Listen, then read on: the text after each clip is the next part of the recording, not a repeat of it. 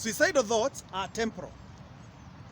That means that when you start having the idea of committing suicide, it is a matter of time and it will disappear.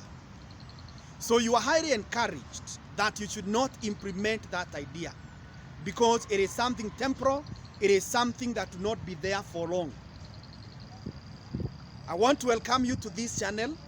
My name is Kimani. We are discussing about how you can prevent suicide. Point number 2 is we should have enhanced mental health care. When we talk about this, we are talking of people should be educated to know matters mental health. They should be able to know, what do we mean? How can I know that I'm sick mentally? Where can I go and get help? What are the possible solutions? What are the possible causes of mental illness? These are things that we need to educate our people so that we minimize these increased cases of suicide. Point number 3 that can help us to minimize suicide, it is what we call enhanced communication. I would want to urge us that we ensure that we are enhancing our communication networks at family levels, at organizational levels, at the workplace. Make sure you open up to people. Encourage people to open up to you. When you find that people have disappeared, make sure you get concerned. Find out why someone has become quiet. Find out why someone now is no longer present in your meetings. Let us enhance our communication networks. Point number 4 is that we should have improved economic circumstances. When you look at the causes of suicide, one of the reasons that comes in strong is economic hardships. So we need to put a lot of effort to ensure that our people are doing well economically, so that the financial strains that are leading most men and women to think about committing suicide, they will be things of the past. So we need to improve our economic well-being. Point number 5 is we need to manage our relationships well. People need to be educated on matters about relationships. You need to know when you join a relationship that the relationship may not always work as per your expectation. We have cases of separations. We have cases of fights. We have cases of even divorce. Now, when all these arise, that does not warrant you to commit suicide. So we need to be educated on how to handle relationship issues. Point number 6 is that we need to be be careful to recognize the signs that could lead to suicide. In one of our episodes, we discussed about the red signals, the red flags that cause suicide or that could indicate that someone is on the verge of committing suicide.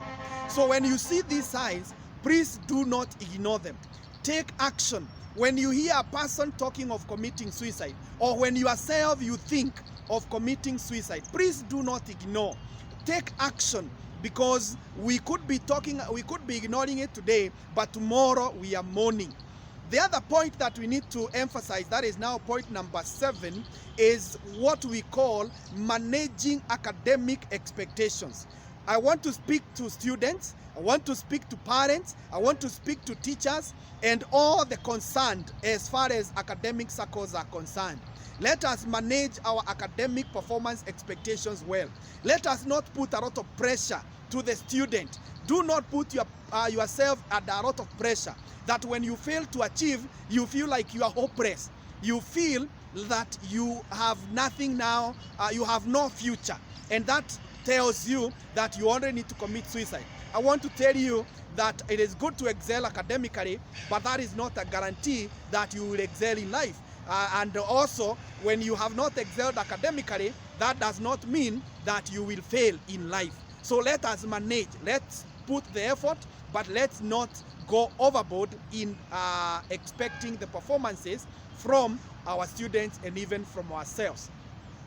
The other thing, point number 8, that I would want to encourage us that we can use to prevent suicide is seeking help from therapists, counseling psychologists like myself. We can help you to take through a journey where you discover yourself, where you discover what are the underlying factors, What are the reasons that are behind your suicidal thoughts? And what is it that you can do to prevent them? We even subject you to some tests, like there is what we call back depression inventory test. Now, this is a test that we will do to you, and it will show us your level of depression. And whatever level we discover, we will be able to take the respective remedial actions. So seek help.